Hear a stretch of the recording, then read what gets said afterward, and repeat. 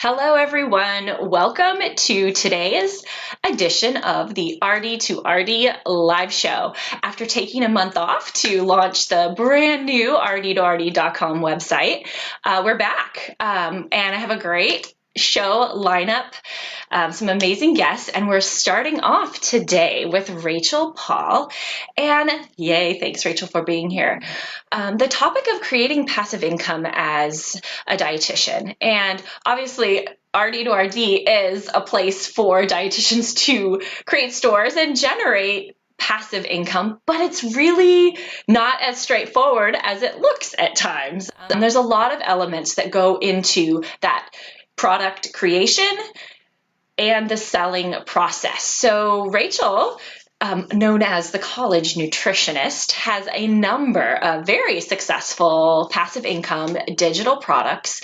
And she agreed to come on today and really give us a sneak peek at kind of what she's learned along the way, but also kind of what she does that helps her be successful creating passive income. So I'm so grateful that you agreed to come on and share your wisdom with the RD2RD community. Thank you so much.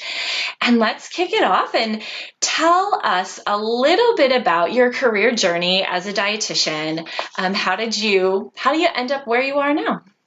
Absolutely. Thank you so much for having me. So I started the college nutritionist after I became an RD, but I didn't do much with it for a few years because I went right into a PhD program and I just didn't have a lot of time. But the last year of my PhD, I had a little more time because I was kind of done with all the things I needed to do. I was just waiting on data to analyze. And so I thought, the college population, that's still a population that I don't feel like is benefited by quality nutrition information still. And so I thought, I could still contribute to this conversation. And I started posting kind of every day back on Instagram and, like crickets. I mean, it was terrible. I got like no engagement. I was like appalled. I was so embarrassed. But what I did is I really studied what other people were doing that were growing quickly at that time. And I do think that that's important to make that distinction. So not people that, were already famous by some other way, or some people that had a lot of followers when Instagram first started and it was Right. like easy to grow, but who was growing at that time and it was kind of growing very quickly. And so I tried to kind of copy those types of techniques. And then it really kind of took off. So I was in my first like viral post when I figured out like, oh, like this is really something that I can do. I can really grow this way. That was like November of 2017. So is that a year and a half ago? I think that's a year and a half ago. Yeah. And it really just kind of exponentially grew from that. And that spring, so the spring semester of last year, I was finishing my PhD. And I thought I was commuting 4 hours per day at the time for work. And I thought, this is terrible. Like, I hate this. I don't want to do this anymore. I'm going to try to work for myself and see if I can be successful. And if I can't, at least I have an excuse when I try to go look for another job that, why I wasn't working is because I was finishing my PhD. And so I really put myself out there. I learned a lot, and that's something I do want to talk about is reading other books, taking other courses, do not reinvent the wheel, and learned as much as I could, and still learning every day, and to be able to support myself from a base of social media. Awesome. I think that's your comment about really studying what was working then, rather than necessarily looking at people who have a huge following. Yes, but that it's really interesting. I'm relatively new to Instagram, but even just the types of posts and what works, like over the last year, it's amazing how quickly things change as far as what works. So really interesting. All right, so would love to chat all about Instagram, but today we're going to spend a lot of time talking about how you got started creating passive income products. So here you are, you're growing your Instagram following, right? You have this viral post. So you're you think to yourself, I need to create a product. Talk to me about how this happened. Yeah, absolutely. So I first started seeing clients because that's what I knew how to do. I had been doing it. And also the benefit of starting that way, especially if you need income ASAP, is that you can charge a lot more money than you can charge for any kind of passive income typically, right? And so I was able to kind of support myself that way. But I mean, this is a good problem to have. I just had too many clients. Like my soul was just sucked out. I like didn't have time to shower or sleep. No working out. It was just clients all the time, which was, again, it's like a great problem to have, but your quality of life is just zero, right?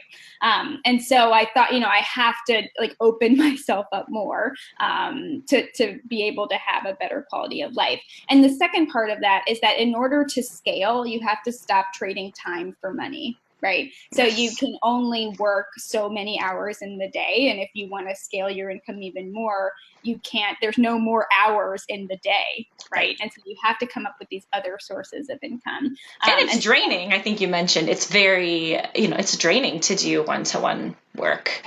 Oh yeah. You got to be like really happy. Well,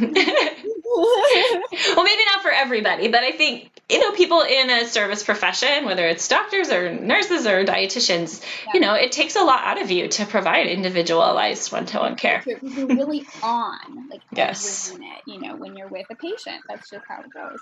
Yep.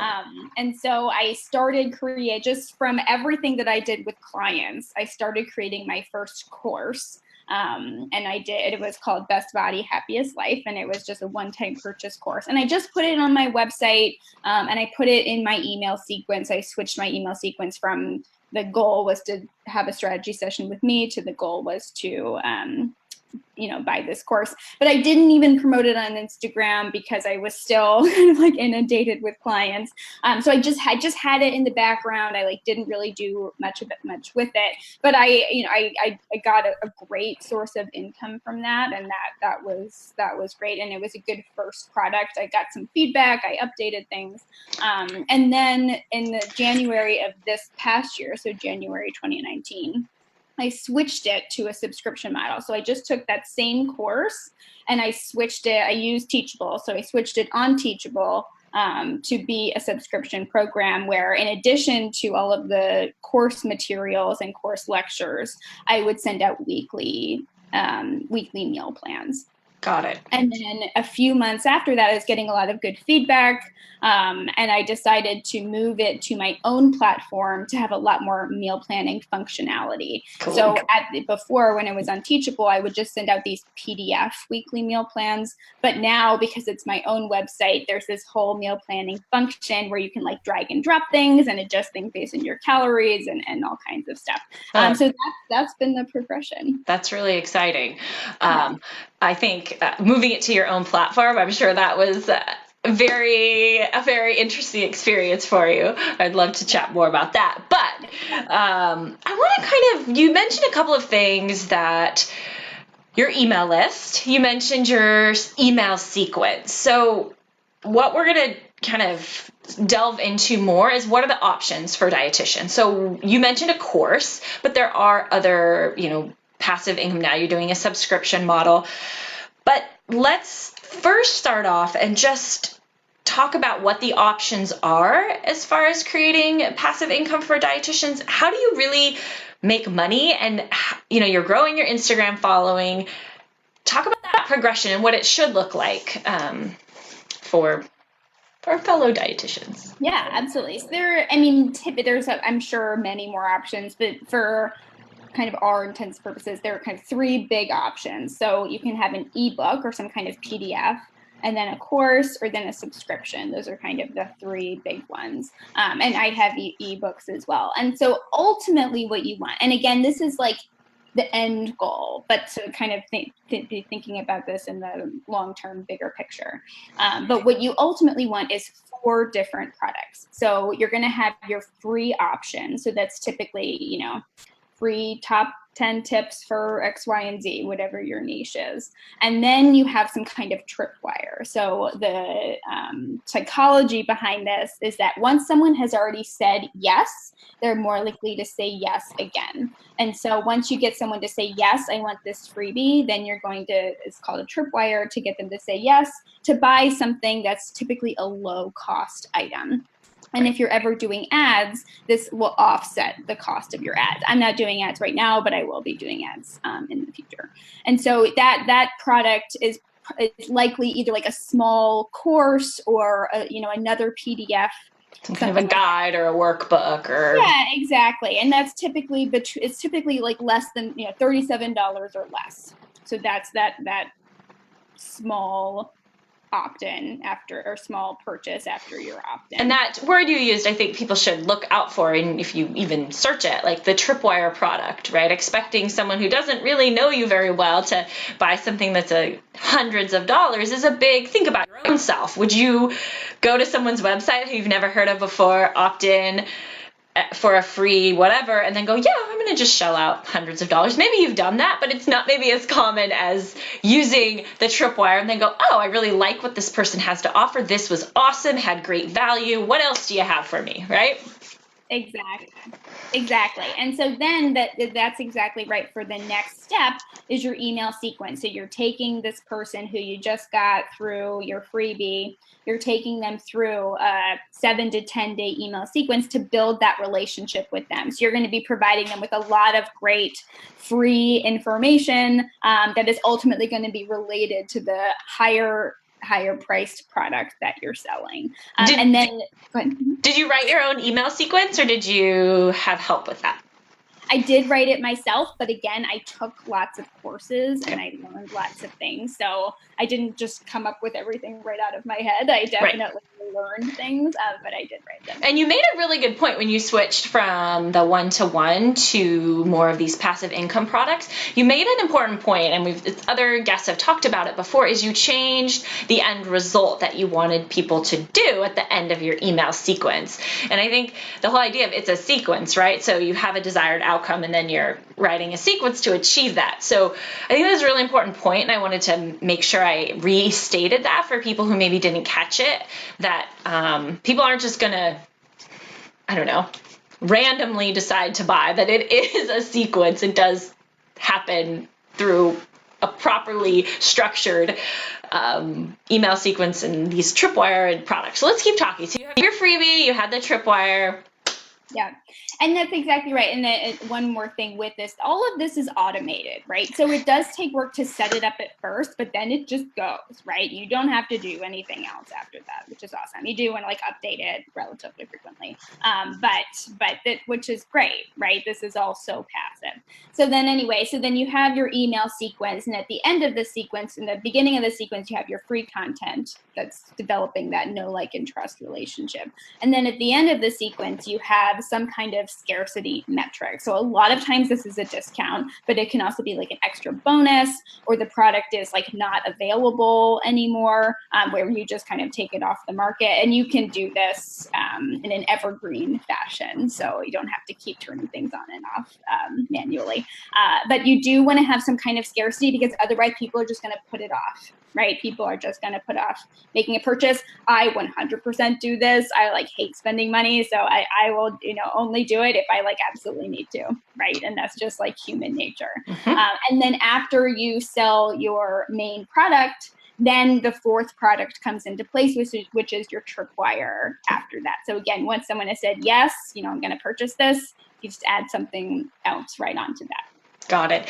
So I want to go back to a couple questions that have been rolling in about recommendations for resources to improve writing email sequences. What did you find helpful? You mentioned some courses. Any specific things you want to mention to help? Yeah. So I can send you this link for this great course. It was called 6-Figure Blogger, and that was really helpful for me. And I do now have a new course called After Instagram. So it's like everything else after Instagram, including email sequencing, creating your products, and Pinterest, blogging, all of that stuff. And so information is in there as well. Yes. So for those of you listening in, we're going to talk a little bit more about Rachel's course that she has that kind of covers a lot of what we're going to talk about in the show, but also she mentioned 6-Figure Blogger, right? That course? Okay, good. All right. So let's kind of so you mentioned this 4-product structure. Are there others that you've heard of or you've seen as far as the process for, kind of bringing somebody in and then generating a sale? I mean, that's really what the consensus I have seen has been, is that at minimum, you want to get someone in your email sequence and then sell them a product with a 7 to 10 day sequence. And then these tripwire things are kind of extra add-ons, whenever you can get them done. But at minimum, you want some free way to get people in your email sequence, and then you're going to sell them throughout that 7 to 10 days. Right. And that free, I think people, we've talked about it before, but oftentimes you're going to hear it called, your lead magnet, your opt-in, those types of things. And then the way you're bringing those people in, you mentioned Instagram, you mentioned blogging, right? Creating ways to get found. And then when they do find you, getting them to, sign up for your email list so that you can start that trigger of that email sequence. So I think, there's a lot of steps. And I think that's why, there's all of these things to learn along all of those. So if we're kind of talking about this globally, that we talked about the general overview of what the process might look like. If maybe you kind of want to walk us through start to finish, let's say someone is, new in the beginning, obviously creating your product is over here, right? But if you don't yet have a high functioning opt-in, or you really don't have a email sequence that's working, where do you start? Yeah, I would really recommend not doing this by yourself. And I mean a few things with this. I first mean, take a course. It doesn't have to be my course, but take a course so that someone is walking you through it, because it is slightly complex. I'm not gonna lie, there are a lot of pieces. So it is a benefit to you to have someone who has made mistakes, who knows what they're doing, to walk you through it. Right. I think that is incredibly important. And I would 100% not have been able to be successful if I didn't invest in myself and take courses and learn what I knew I did not know. Right. And then the second thing is, don't be afraid to hire help. Right. So I have a wonderful VA, a virtual assistant, and she is just kind of like a mini me, right? Where I give her very detailed instructions. And kind of something I think is important with this is that your VA is only as good as your instructions, right? I would just try to make your instructions as complete as possible. Videos are great, but don't be afraid to hire things out. So if you're worried that, I'm not good at graphic design and I don't want to, create an ebook for myself, just hire that out, right? Go to Upwork, go to Fiverr, pay $50 to $100 and you're done, right? That's so worth it. And then also, I think Canva is a wonderful resource when you are creating ebooks or PowerPoints or whatever it is, because they have amazing templates that you can use that do look very professional.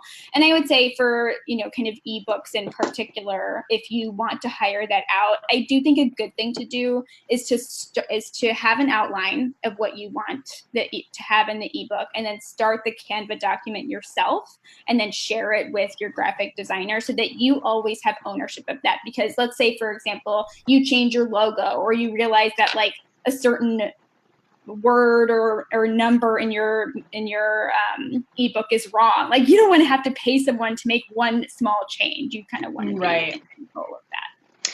Yeah, I've hired out, quite a bit of things. I acknowledge that I can't be good at everything.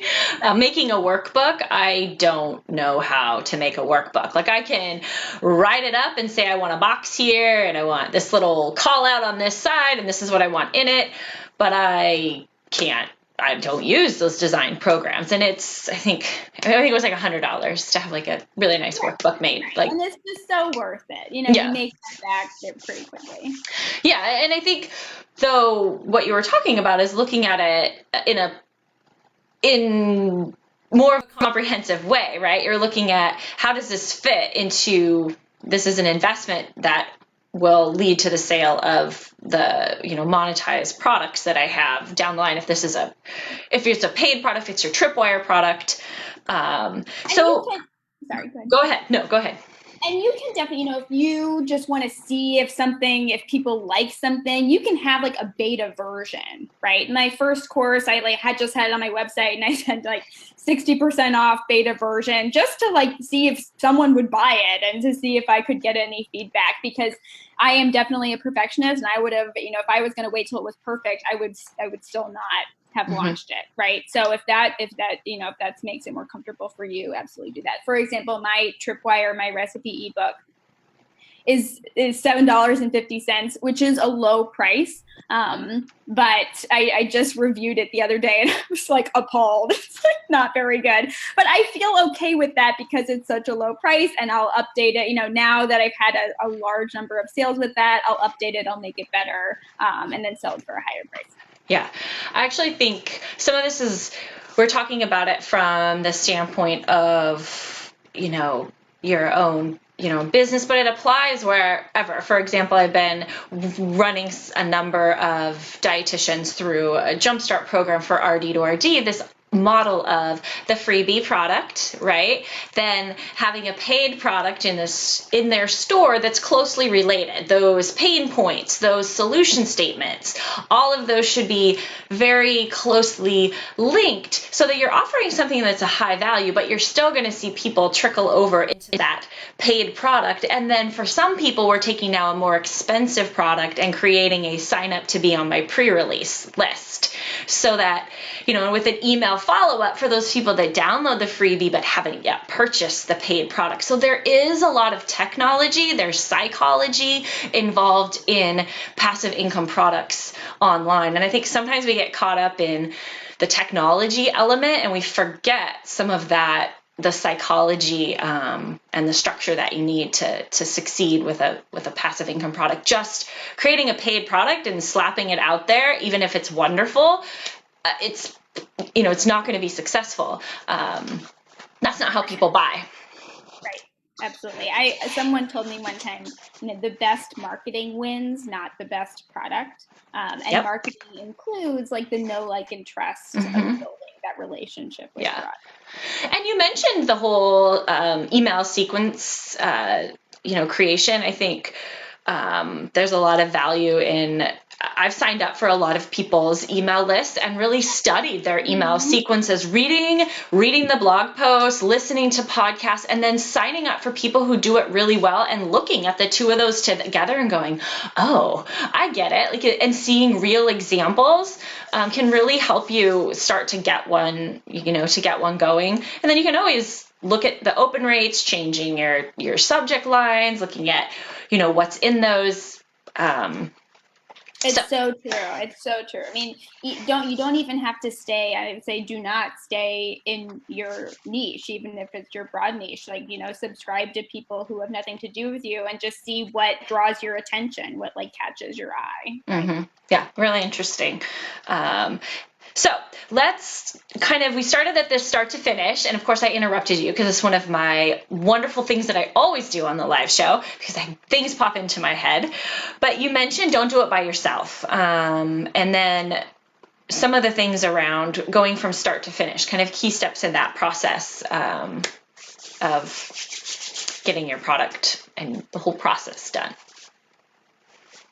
Yeah, sorry. What was it?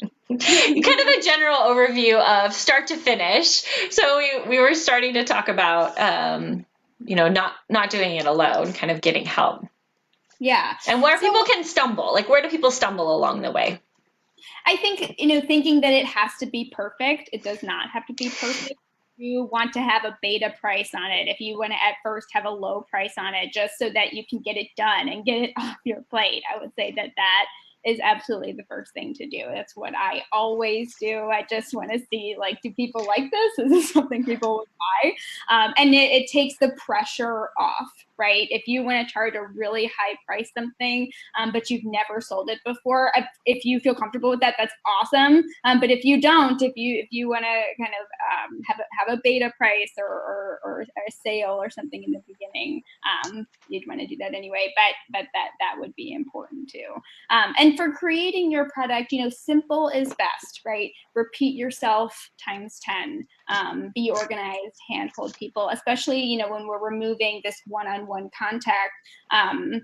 People just need what the information that you are providing to be very basic. So I, don't worry about dumbing it down too much. I would say there is like no such thing. Yeah.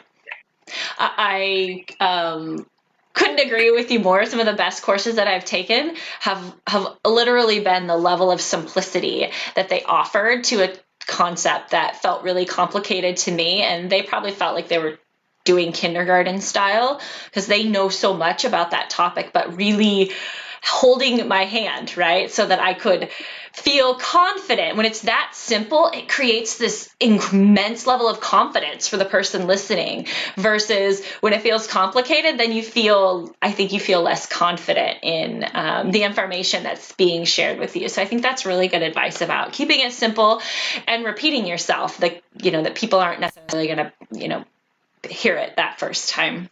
Yeah. And then for selling your product, you kind of have one of two options for ebooks, let's say first. So for ebooks, you can either sell it like right on your website, or you can kind of link out. So like Shopify or Gumroad, those are programs where you can just list your products there, and they kind of take care of that back end stuff for you, which is nice.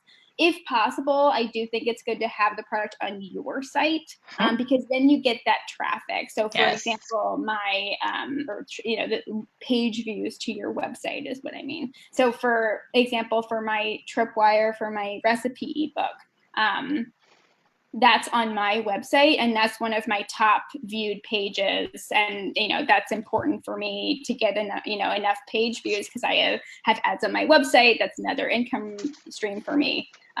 So if possible, that can be a good thing as well. And I have links that I can share with you on how to do it on WordPress, Squarespace, Wix, and Weebly. Yeah. So I think you mentioned a couple of good options. You mentioned Gumroad. I think those are great for digital downloads. It's really simple. There's a ton of them out there. eJunkie, Sells, SendOwl, DPD. Like there's selling digital downloads. I feel like everybody's doing it. Even if you use Squarespace, and then WordPress has a ton of options, WooCommerce, easy digital download. So the technology of the selling, as well as obviously, RD2RD is one way. I think some people have talked about exposure of your product. So if it's on your website, you need to be bringing traffic into that website. Like who's going to see it, right? Whether it's you're pushing people from social media, or you're blogging, or you're a YouTuber, or whatever, you need to be bringing people in. And so I think some people will choose to sell on sites, whether they sell on Etsy, or you sell on Amazon, or you sell on eBay if you're selling physical goods, because they bring traffic, they bring an audience. And I think that's part of what creating RD2RD is doing, is that people come and then they're searching for terms. So I think also looking at how are people going to find your product, right? And that's why you had talked about Instagram before, right? So that you're bringing interested people into your free product, which then they hit your Tripwire, then they hit your more expensive product. So right. And then excuse me. Shoot, I totally forget what I was going to say. It'll come back to you. It'll come back to you. So in the meantime, maybe you want to give us a little behind the scenes look at what your day is like.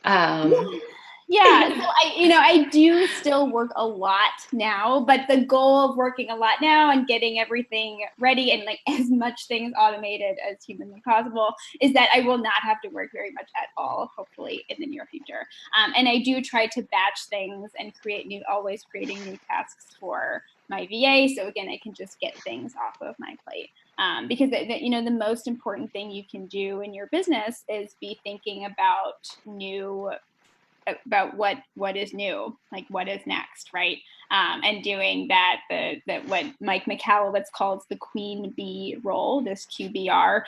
So it's finding the most important thing you can do in your business, which is likely being creative, thinking of new ways to collaborate with people. That's going to take up the most time and the most kind of brain power. And so if you can automate any other tasks to make room for that, that's really the best thing. Mm-hmm. So for me, kind of in the course of a day, I try to do a lot of grunt work, just get a lot of like emails and things done in the morning, and then try to not answer emails and things the rest of the day, because I know in the morning I'm going to have a chunk of time to do that. So answering queries or interview questions or like all the emails, right? Just having a chunk of the morning, and that's where I get that done.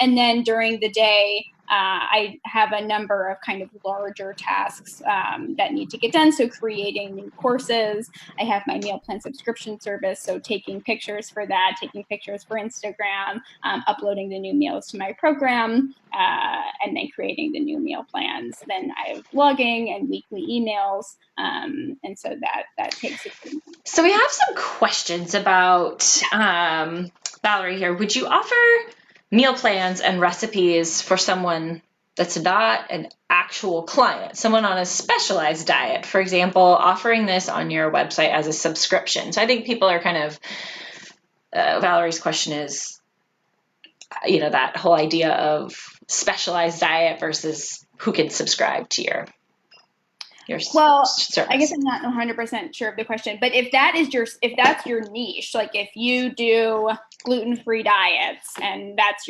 your targeted audience and that's your specialized diet, then yeah, that would be great. But I would not, for me, for example, I would not do like different specialized diets. I mean, maybe I would do that at some point, but for now, don't give people too many options, right? Because then people get stuck and they don't choose anything. I would give people like 1 or 2 options max, and that's the end. I would not give them multiple options. People get confused and then they leave and they don't buy anything, and that's not what you want. Right. So how much time I'm just really curious, how much time do you spend each week if you're developing recipes, taking pictures, to maintain your subscription? Because I think there's a kind of that different model of when you move from one product to a subscription. Everyone's like, oh yes, it's this ongoing monthly revenue, but you have to be putting out something new of value each month. So I'd really like your insight, having moved from like a course big to a subscription model. It's pros and cons for sure. I mean, the biggest benefit, which is why I switched, is because then I don't so much love sales, although that is just, if you're in business, you're in the business of sales. But I don't really love it that much. And so this is a way for me to not have to like sell so hard like all the time.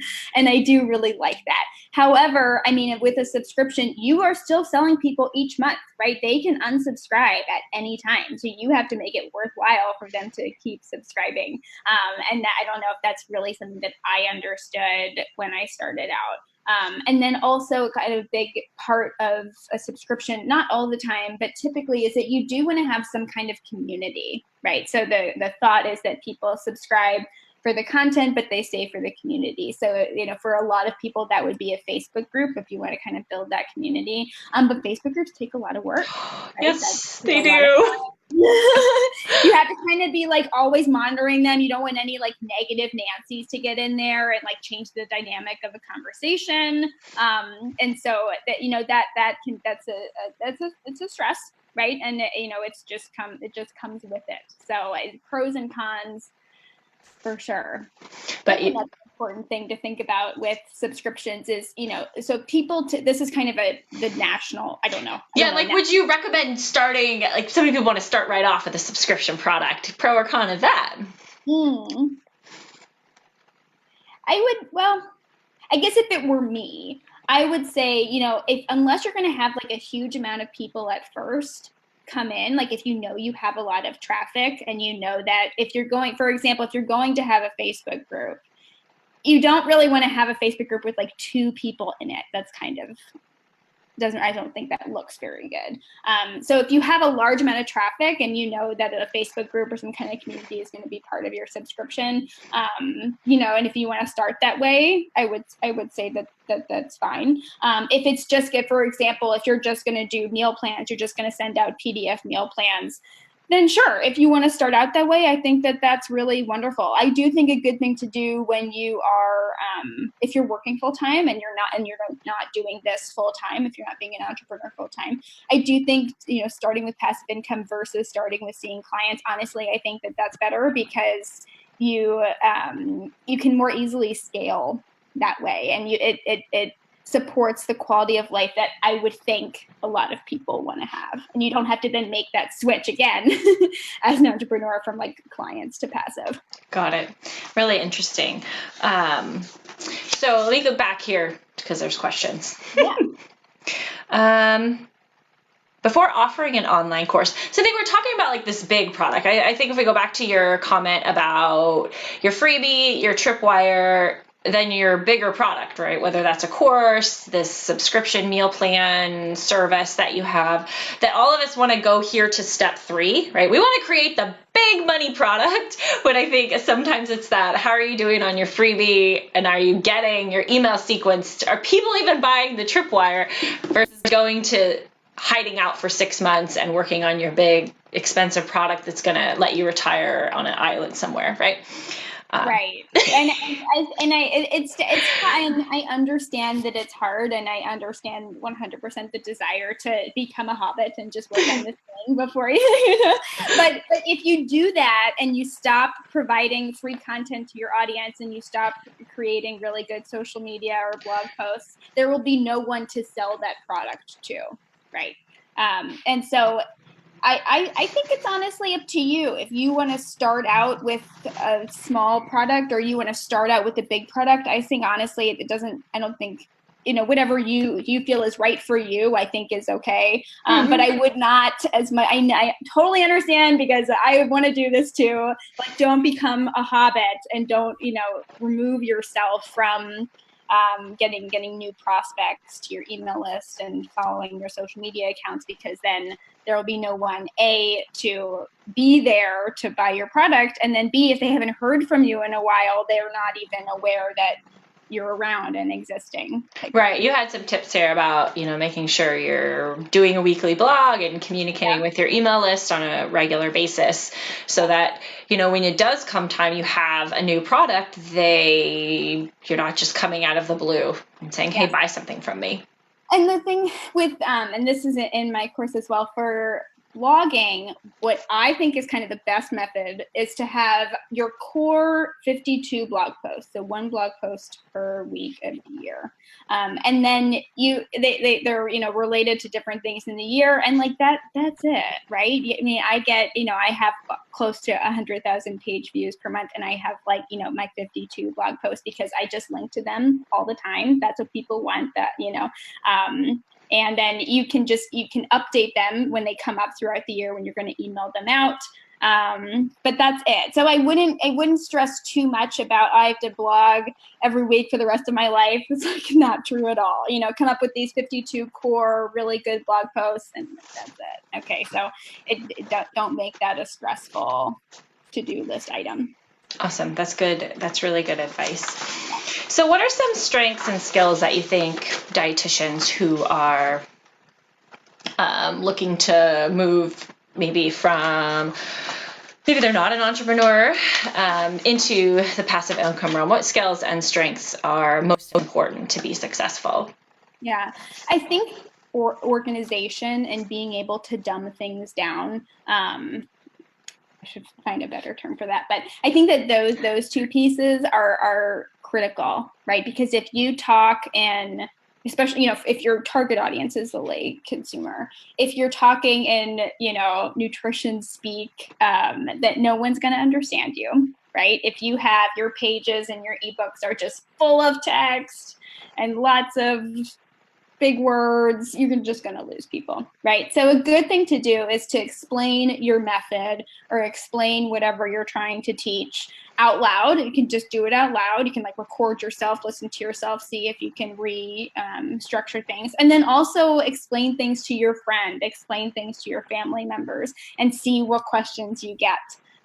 Because I just think how you're able to organize your topics and structure it in a very easily understandable way is going to benefit your audience the most. And then once they benefit from it, they're going to share it with their friends, and then that's really how you're going to grow. Got it. So we talked about a couple of resources that you recommend. Before we talk about those, I want to make sure that I've addressed the questions as I go through here. Yeah, of course.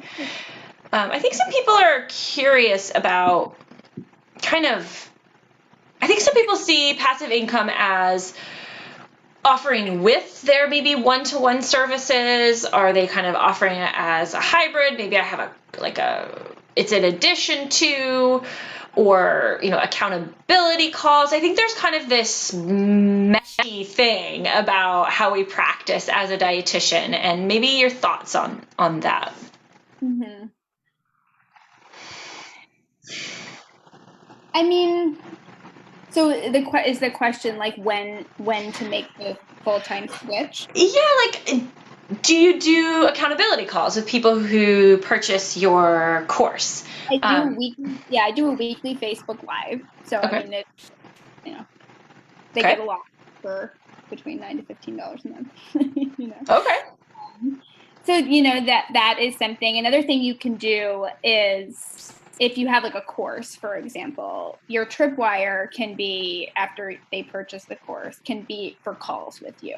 Got it. That can be an additional thing that typically you're going to charge a good amount of money for that. And so that can be one way to hybrid that. And then also, if someone purchases a course or if they purchase a subscription, I mean, this is true for me. I do have an option. If you want to schedule a call with me, it's an extra cost, but you can do that here. Like the upsell at the point of purchase of the course. You at the point of purchase, but also then later on, if you're emailing them how's it going? Now you should be on week 2 of the course, whatever it is. If you need extra help, you can schedule a call with me here. That type of thing. Got it. Okay. That's really good. So for those of you more questions along that vein, feel free to drop those in there. What do you offer? What do you offer in your subscription? I have a free Facebook group now, but would like something more formal. I think that idea of monetizing a Facebook group, a community, and content. So looking at from a numbers standpoint, I'm always really curious to think of how much traffic you're getting. You have 100,000 page views a month. I imagine you're getting quite a few people opting in to your free resource, hitting your tripwire. What do you see as far as numbers, like conversions? I'm just curious. Yeah, so there's 2 main types of opt-ins. There's one that's a standalone page, and then there's one that's just on your website that's just small, that everyone sees. So for that one, typically that conversion rate is 2 to 5%. And then for the standalone page, I think you want it to be above 30%. Mine is 50%, but I want it to be somewhere like that. And for your freebie, you do want that to be related to the product that you're selling, right? You don't want to sell, you don't want to sell a meal, you don't want to have your freebie be a meal plan, but you're selling workout stuff. I mean, that's kind of too far removed. You want everything to be related. And then, yeah. I was going to say something else, I forget. Yeah. You're doing the conversion. So then as you're getting people into your email list, then obviously you're looking to have people make a purchase of your paid product. How do you gauge what's successful for you? How do you how has that changed? Yeah. Honestly, I don't know the answer, and I should know, but I've just been so busy that I haven't been able to pay close attention to those numbers. So if you had more time on your hands, I think that would be a great thing to do. And it's, of course, very important, right? Because you do want to know what's working and what's not working. But so far, I just unfortunately haven't had the time to get into that detail. And I think that's interesting as well. I think sometimes we have this idea of people who are successful, have these complicated spreadsheets, and they're doing all of this stuff that we read about. Yeah. And you interview them and like, yeah, I don't do that. Yeah. It's really interesting. I think this is what I was going to say before that I had forgotten. There's this really good book called, it's by Denise Duffield Thomas. She has 2 books that are really good. One is called Get Rich Lucky Bitch, which I know is like a silly title, but the book is really good. And then the other one is called Chillpreneur, which is a good yes. business. But in her books, I think it's the Chillpreneur book, she talks about, I have this in my course too, she talks about, marketing is not that hard. All you need is to provide good free content and then make an offer. And that's it. And I would say my emails are not great by any stretch of the imagination at all. I'm not a good copywriter, but I just put in things out there and ask for the sale, and that's it. The end.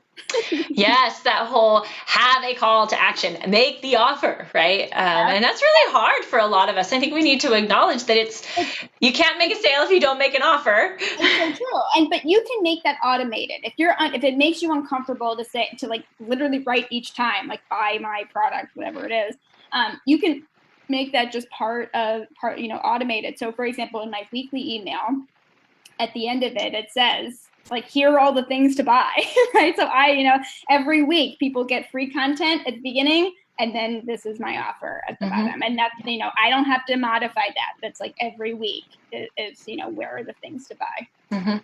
Interesting. I think you mentioned that you write weekly blog posts and that you're sharing that with your email list. But remember, I've already written the blog post. I'm not writing a new blog post each week. I'm updating them, right? Okay. But I'm not spending the time to create new ones. That's not worth my time. Okay. All right. Very interesting. So before we wrap up, because we're actually out of time, tell us people about how they can connect with you and learn more about, obviously you have a couple of courses. Talk to us about what you have and how people can learn more. Yes, absolutely. So I'll put these links in there, but you can get my free Instagram secrets as my freebie opt-in, and you'll get emails from me, which of course you can opt out of if you want. And then I do have my 2 courses, so Beat the Algorithm, and then also my new course it's called After Instagram. So it's everything else you need. So creating a passive income product, blogging, Pinterest, getting all that new traffic, how to do your email, all that good stuff. Awesome. Well, thank you. People are really thankful for the marketing concept so thank you for offering that. So yeah. And again, I'm not a good marketer or copywriter, nothing. I'm not good, but I like to do it. Yeah. Yeah. And I think that's really, as we, kind of wrap up the transition. In a couple of weeks, we're going to have Monica Salafia. She's going to come on, and she sells on RD2RD, but you talked about making the offer. So since August, I think she's created products in her store, but she promotes them. She'll talk about how she uses them with her own clients. In that matter of time, from August until now, she's generated well over $3,500 in revenue and hundreds of sales. So she's done a really good job of creating free products that she uses in her own practice, showing them off and promoting them to other people. So I think we're going to talk about how she did that, but I think that whole concept of marketing, making the offer, really does we do need to talk about that. And then in August, we have Katrina Pace coming on to talk about copywriting. She's certified in email, sequence writing. So she's going to talk about words that sell. So we have some great guests coming up around this same vein. So definitely tune back in for upcoming shows. Looking forward to having you all back. So, Rachel, thank you for coming on the live show, and it was really fun to learn about, one, how you started your business, how you've grown it, and how it's changed over time. So thank you for being on. Of course. Thank you so much for having me. All right. Thank you, everyone. We'll see you again in a couple weeks.